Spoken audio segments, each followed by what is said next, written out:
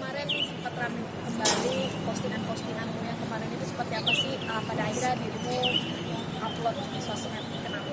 Ya karena memang dari pihak sana tidak ada etikat baik dan banyak juga desakan netizen atau orang-orang yang nggak tahu masalah ini untuk mana nih buktinya gitu, jangan hanya ngomong doang koar-koar kayak gitu kan. Ya udah, dengan berat hati aku keluarkan bukti itu, 9 chat dan 1 foto, dan pada akhirnya dihapus sama Instagram, dihapus sendiri karena ada kata-katanya yang terlalu vulgar mungkin ya kan, kalian bisa baca sendiri ya gitu, tiba-tiba hilang aja. Mau tidak mau jadi kayak mempermalukan diri sendiri. Ya aku lebih baik menunjukkan kalau aku memang seperti ini daripada aku sok alim pada akhirnya orang tahu kalau dirinya itu memang orang benar gitu loh. Lebih baik orang tahu kita jelek dulu dan pada akhirnya menjadi orang baik, itu nggak apa-apa, daripada menjadi orang baik dan pada akhirnya jadi jelek. Itu lebih enak mana kalau menurut Mbak? Ya kan? Kalau aku sih prinsipku lebih baik bikin orang yang tidak baik dulu gitu. Tapi memang sejauh ini tidak ada hubungan itikat baik ataupun Dia respon dari dia. Belum sih, sepertinya sih belum, diem-diem aja seperti itulah. mungkin ada rencana apa lagi Mas setelah tadi foto udah dikeluarkan akhirnya dihapus, ada Somasi ya. somasi. Jadi begini ya, selama ini kita berusaha ya untuk menunjukkan etikat baik kami oleh pihak mereka. Tapi etikat baik kami ini ternyata persepsi mereka sudah salah menafsirkan. Yang seharusnya kita sudah memberikan kesempatan waktu, peluang kepada mereka untuk bisa duduk bersama dan bisa dimusyawarahkan. Nah, dengan adanya seperti ini, sepertinya mereka mengabaikan. Nah, dengan adanya mengabaikan, ya terpaksa dengan sangat menyesal kami pun akan menerbitkan somasi. Dalam minggu ini kami akan menerbitkan somasi. Somasi yang dituju kepada yang bersangkutan. Jadi somasi itu karena alamatnya itu ada beberapa, ya satu somasi dengan berbagai alamat. Berapa lama Pak waktunya Pak? Somasinya dikasih berapa lama? Ya kita intinya kan dalam somasi itu kan tidak ada yang menunjukkan bahwa kearoganan kami yang menunjukkan bahwa ini untuk mempermasalahkan ke masalah hukum kan begitu ya. Tapi di sini kita menunjukkan kalau memang tidak seperti itu ya terpaksa kita mengeluarkan somasi. Somasi itu adalah menunjukkan bukti kenyataannya adalah dia gitu loh. Yang selama ini kita berusaha untuk menutupi kepentingan dia yang bisa diselesaikan antara kedua belah pihak, tapi kenyataannya nggak bisa diselesaikan kan begitu Pak. Jadi etikat kami disalah tafsirkan oleh pihak mereka menurut persepsi kami kan begitu.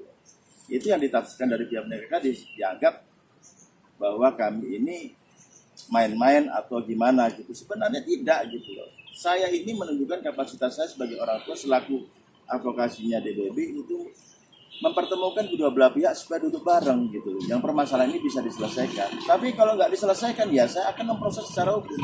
Karena saya didesak gitu. Saya didesak untuk diminta supaya untuk melakukan tindakan hukum. Dan tindakan hukum yang kita lakukan sementara ini adalah somasi gitu loh.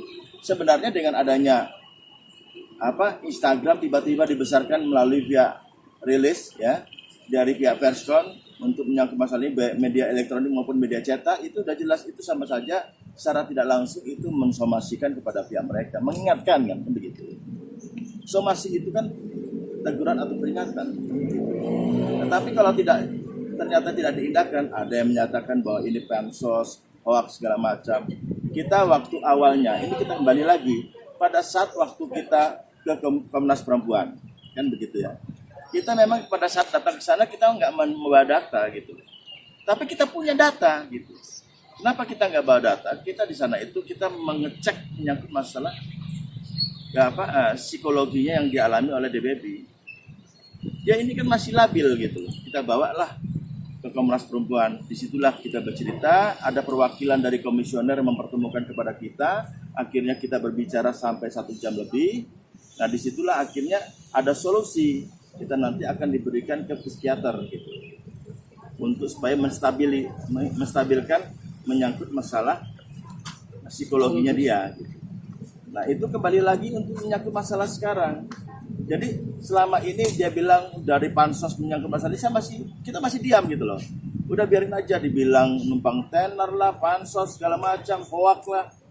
Tapi dengan adanya 105 bukti itu karena ada desakan dari mereka yang menyatakan hoak, otomatis kita mengeluarkan bukti gitu. Bukti itu yang kita keluarkan hanya baru sebagiannya saja. Kenapa sebagiannya saja? Itu sebanyak 105 lembar halaman. 90% konten porno semuanya. Dari awalnya dia memperkenalkan diri, yang pertama mulai itu dia loh. Memperkenalkan diri, terus bagaimana dia membujuk rayu dengan mempengaruhkan si DBaby untuk menuruti keinginan dia gitu loh. Karena dia memiliki segalanya gitu. Nah, dari hal seperti ini saya miris gitu, melihat chattingan-chattingan yang sebenarnya untuk dia pada saat waktu dia mengupload di YouTube itu sangat bertentangan 180 derajat gitu. Jadi antara akhlak dengan moralitasnya yang dimiliki oleh dia itu 180 derajat, bahkan sampai 300 derajat gitu. Yang awalnya orang di kalangan masyarakat menganggap dia orang baik, agamais, tapi di balik itu ternyata bukan, nggak seperti itu. Nah kembali lagi, kenapa ini munculkan ini di Instagram? Dia itu kan menceritakan tentang pribadi dia. Tidak ada salahnya kalau dia menceritakan tentang masalah pribadi dia di Instagram tentang masalah ini, curhat dia, itu menceritakan masalah YouTuber terkenal seperti itu. Artinya dia ini memberi pesan kepada masyarakat jangan sampai terulang kali yang seperti yang dia alamin gitu. Itu yang terpenting, jangan sampai terjadi lagi yang seperti apa yang dialami oleh dia gitu. Dengan apa? Dengan bujuk rayu oleh laki-laki yang tidak bertanggung jawab gitu. Nah, bagaimana bagi seorang orang tuanya memiliki anak perempuan diperlakukan seperti itu, gimana coba? Ya, semua akan emosi gitu loh. Nah di sini saya berusaha karena mereka ini punya sama-sama prestasi, satu di bidang seni, satu di bidang kreatif, dipertemukan gitu loh, supaya duduk bareng gitu. Kami tidak mau mencari masalah gitu, tapi kalau ternyata dikesampingkan seakan-akan ini dianggap kecil gitu loh. Nah ini bagaimana kalau ini terjadi dalam keluarga mereka gitu? Apa yang mereka lakukan? Saya tanya, kalau seandainya ini terjadi terhadap keluarga mereka, apa yang mereka lakukan? Pasti akan melakukan hal yang serupa. Dia hanya wanita sendiri. Dia sampai mengorbankan harga diri dia demi untuk kepentingan wanita-wanita masyarakat lainnya gitu. Untuk kepentingan masyarakat lainnya. Kenapa untuk kepentingan masyarakat? Supaya tidak ada terjadi korban terhadap tipu muslihat orang-orang yang tidak bertanggung jawab gitu. Seperti laki-laki yang notabene ya, makanya, katanya kaya gitu ya. Kaya sok kaya atau saya nggak tahu gitu loh. Yang jelas akhlaknya bertentangan. Makanya disebutkan aib bersama ya Mbak. Aib bersama ya tentunya kalau memang dari pihak yang bersangkutan tidak merasa itu, ya udah kan dia udah berkorban semua untuk masalah aib itu kan. Apakah dia berani mau seperti yang kalau mamanya apapun bukti dia tepis mamanya, kan ditantang aja. Hukumnya kan kalau hukum masyarakat atau hukum kan penting ini hukum Allah kan, ditantang dia sumpah pocong kan, dia cukup religius gitu. Al-Quran atau gini ya, aja mubahalah lah, ikutin Gus Dur itu loh, mubahalah, sumpah Al-Quran lah. Ya, nah itu dia kan agamais, rajin sholat, ibadahnya kalau di mata masyarakat itu wah nomor 1. Tapi akhlak moralnya kita nggak tahu.